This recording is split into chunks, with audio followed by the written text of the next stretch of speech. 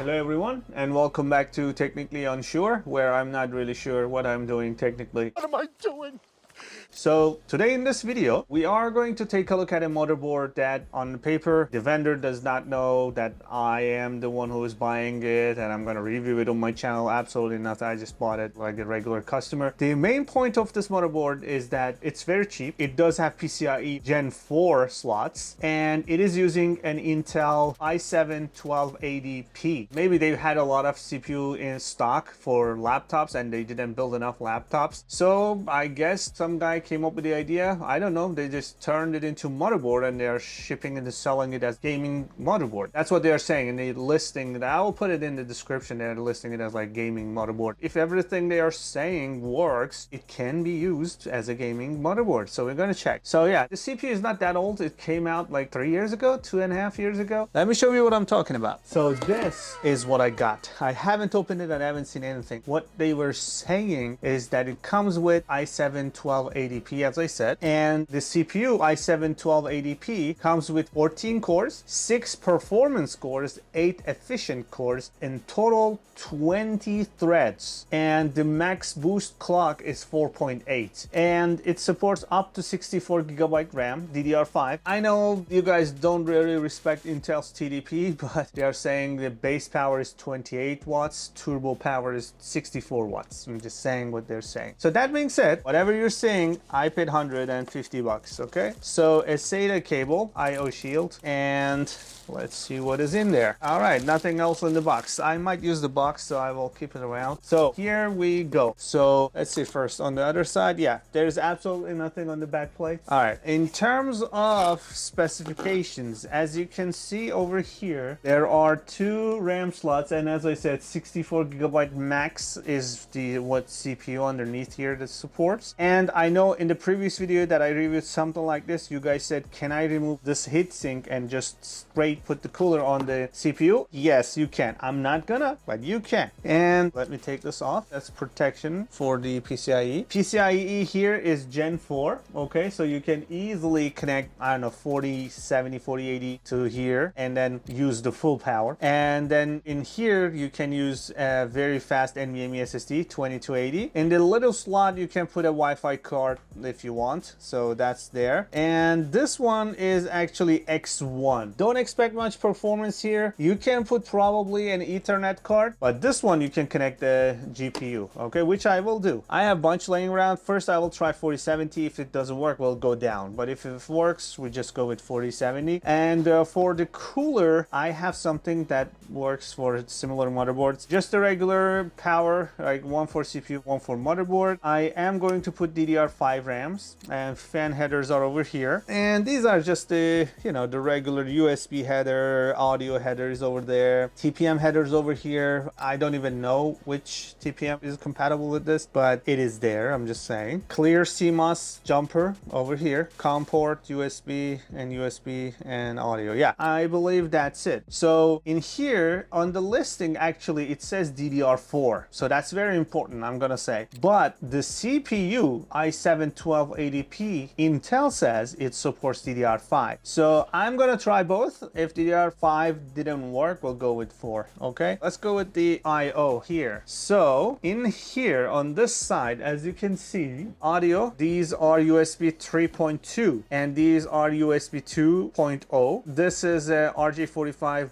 gigabit Ethernet. There is a display port and 2 HDMI headers, full-size HDMI ports. And again, this one, although it's blue just like that one, but this is USB 2.0. It's not USB 3.2, at least again on the listing. Yeah, so that is pretty much it. So if you do the math, motherboard and a CPU for $150, let's say $50 to $100, depending on how much RAM you want to put, you put in here, exaggerating, because if it is DDR4 only, it's going to be less and used even much less. And then depending on your budget, what you want to put over here, you can put anything from 1080 to 2080, 3080, 3070. All those GPUs should work fine, but I have a 4070 laying around. That's what I use for my videos. I also have a bunch more if I run into, you know, compatibility issues, but highly doubt it, but gonna try. And what is this cooling actually? I guess Yeah, there are some chips. I thought like this is intended for these, and I was like, this is not making any contact. Anyway, I think we covered pretty much everything on the surface. There's also two SATA ports over here, and there's another USB 3.0 header over here. Also, by the way, that's nice. So CPU, RAM, GPU, and boot. So these are indicator LEDs. So if something is not working, for instance, if a RAM is not compatible and starts causing issues, this will light up. So I don't know if that's the problem. Anyway, let me grab a power supply. I will use SF750 just like I do on almost every single video, and then I'll bring out an NVMe SSD for this, and yeah, let's take it from there. Let's go into fast forward mode. Okay, so we are back. I put everything together. I put a 4070 in here. I put a RAM. I'm gonna be honest, I tried a bunch. DDR5, it just, even the notches doesn't match. But anyway, I tried these ones as well. Just didn't work. I tried a bunch of ones. I didn't even see it turning on. So I finally saw this. At least it flashed. So let me just try it again in front of camera. 1, 2, 3. There you go. I'm gonna keep pressing delete. See the power consumption.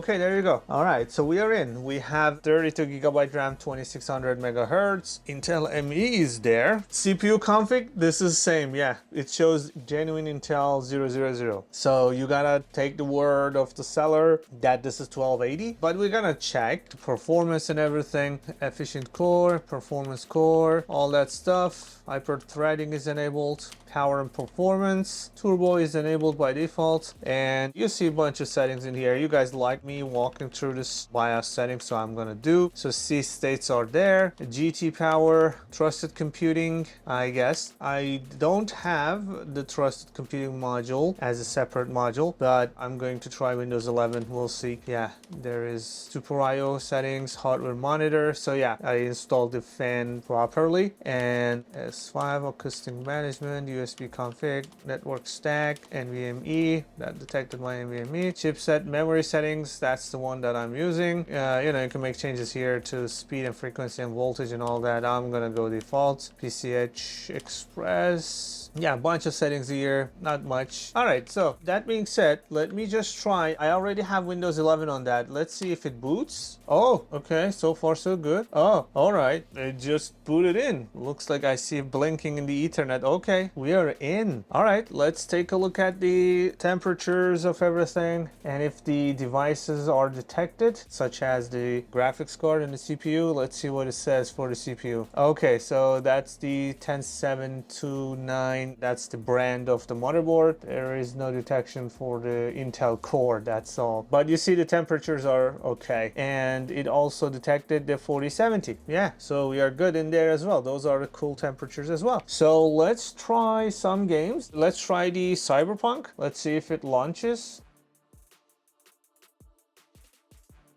All right, so we are in. I am going to go quickly. I can already feel, you see 300 frames per second, but I know the video settings are not on the max. So let's go to the graphic. Oh, ray tracing ultra. I thought we are not on the highest resolution. Okay, so let's see, ultra performance. Let's go there. That's also ultra. So yeah, we are on all highs. Okay, so let's go with that. Everything on high. We are getting 60 frames per second. 60 FPS on ultra performance. Okay, and if we go a little bit lower, let's go with performance. This is super resolution, AMD, Intel. Maybe we don't need resolution scaling. Let's go with performance. Let's see how it does now, how many frames we get. Okay, that didn't change. And also I have to show you that this is 1080. That's what we are getting, 60 FPS. It is totally acceptable, and that's the speed. Okay, so you have everything in here working fine. Just show you the Cyberpunk and the Ragnarok. Let's see, Ragnarok, whatever it is pronounced. I think it's Ragnarok. So let's see how it is. All right, so we are here, as you can see, flex and also spoiler. So I finished the game, but yeah, this is the ceremony for burial. Okay, I don't want to ruin the game for people who haven't played it, so that's literally a spoiler. But anyway, I just turned around, don't see what's happening over there. So it's 60 FPS. Okay, let's check the settings for the graphics. Quality is medium. Okay, let's go high, ultra. All right, so in ultra, did it switch though? Okay, I think so. In ultra, it's still showing 60 FPS. And you can see the temperatures and everything. So overall, again, that's 4070 performance, right? So if you use some other better graphics card, obviously you're gonna get the higher frames. But this is what you're getting. That's the temperatures and everything. What I mean is the $150 motherboard CPU combo is working. That's just all I want to say. It's absolutely very smooth. I can play on this, no problem whatsoever. So anyway, I'm going to close this. So everything is working, and the device, again, it's not detected. Let's see if it detects anything in here. Yeah, okay. So the CPU is not detected. Oh, by the way, one thing I totally forgot. I'm sorry. Let's go back to the game. All right, so we are back in the game. I forgot to show you one thing. So as you're playing, it's using 185 watts, but again, depends on your GPU. But I just wanted to show you 60 FPS, ultra settings, ultra graphics, God of War, Ragnarok, and you're getting 184 watts. Okay, just so you are aware of that. I just wanted to very quickly show you that, and it's super smooth, super smooth. All right, so yeah, I showed you God of War, I showed you Cyberpunk and the power consumption, and seems like everything is working. The CPU, although not detected literally what it is, but it is working. So what I want to do is actually I want to boot into the Ventoy and get into the Ubuntu and see the number of cores and threads and do some benchmarking with StressNG and also test iPerf3 and some other stuff. That means I can confirm that Ubuntu is working on this or not, Ubuntu 24. Plus, I'm gonna try to read the BIOS and see if I can dump the BIOS. And this one seems like does have Intel ME somehow. So I wanna see if I can dump it and maybe even remove it. So let's see. Okay, Ubuntu 24 desktop. All right, let's go into fast forward. All right, so we are for a change going into Linux Mint. I tried Ubuntu 24. The installer live image was crashing. I don't have time to deal with that. Something is off with the driver or something. Anyway, so we are in the Linux Mint. So first I'm going to run NeoFetch, and as you can see, it is still showing genuine Intel 0000, but it detected 4070 and 32 gigabyte RAM. Okay, let me type very quickly the CPU benchmark code.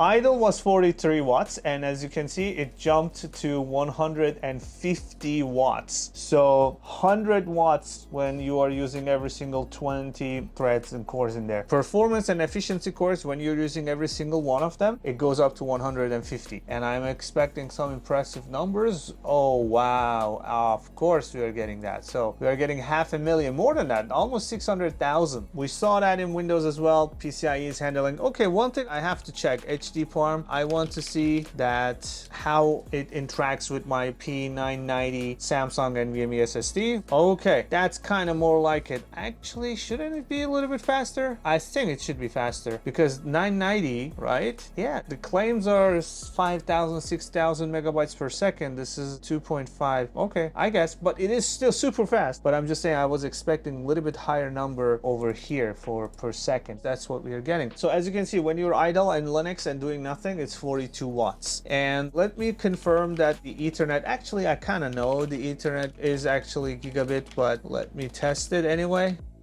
Yeah, as you can see, it is gigabit and it is working. So we tested the GPU 4070, absolutely works. The RAM, I was able to get the G-Skill to work on it and it's fine, it's doing okay, it's working. We played Cyberpunk and all that, so everything is working. So far, so good. 150 bucks, remember. So one thing also I want to try is reading the BIOS.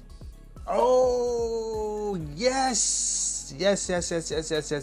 I love it. So you can actually dump the BIOS from the operating system. So actually 16 kilobyte. All right, let me see. 16 megabyte. I'm sorry. I'm stupid. All right. So yes, that is actually the BIOS. Okay. We were able to read it. So let me install ls and git. Okay, so let's take a look at the BIOS file. I just want to confirm. We saw AMI, right? Let me just search AMI. That's going to be 64. No, 41 is A. Okay, I'm cheating here. 41, 4D, 49. Okay, AMI. Next. Okay, yeah, definitely. That's the BIOS. Okay, close anyway. so let's get the ME cleaner from GitHub. Let's close these, git clone this, and bias to here. We have Python and bias.bin. Okay, so this is not working on the bias image. It is saying the TXE region is valid, but the firmware is corrupted or missing. So it can be when I was reading it with the bias dump, it couldn't read it properly, or just the ME cleaner is somehow not working right on this image. So we can't really clean ME easily, at least just by running commands, no. So you have to put the time and effort and maybe just do SIC, maybe fix up the code in the ME cleaner. But as is, just dumping with flash ROM and trying to clean it with ME cleaner doesn't work. So I had no complications during testing or installation or putting the fan. By the way, I didn't use the fan that I showed. Let me grab it 1 second. I had this fan on some other motherboard. I took it off of that one. I put it instead of using and opening a new one. This is the one, Johnsbo Design HP400S. It did have some brackets that fit this. I just used it. So that being said, I think we pretty much covered everything, and I just want to very quickly, I'm probably not gonna wait all the time for the whole test, but I just want to see the scores for this one in Windows. Okay, that's what I'm talking about, not the numbers that I saw in HD Parm. That's the number. So that's what is advertised on P990 Samsung. 7,000, 6,800, 7,000 for read and write. So yeah, that is more like it. Okay, now you can be sure this is absolutely PCIe Gen 4. I'm gonna be honest, everything worked from the GPU to CPU to RAM. Okay, in terms of RAM, let me grab a copy of that. Not exactly that, hold on a second. All right, I went out to find another one just like that RAM. I couldn't find, so I don't know where it is. So anyway, I will show you. The RAM that I am using is actually G.Skill F4 3200, and that's the exact model that you see on the screen. And this test finished so that I can confirm it's PCIe Gen 4 and it is super fast. And the other thing is I want to show you is the 3D Mark score, which is very nice, very good. Okay, I have no complaints. Every single thing that this motherboard for 150 bucks promised, delivered. It's fast, it's snappy. I have nothing else to say. I mean, everything is working. So I am happy with the purchase. This is definitely a motherboard that can be used as a gaming motherboard. So let me know what you think down below. Hope you guys enjoyed this video. And all right, thanks for watching, and I will see you in the next video. Bye for now.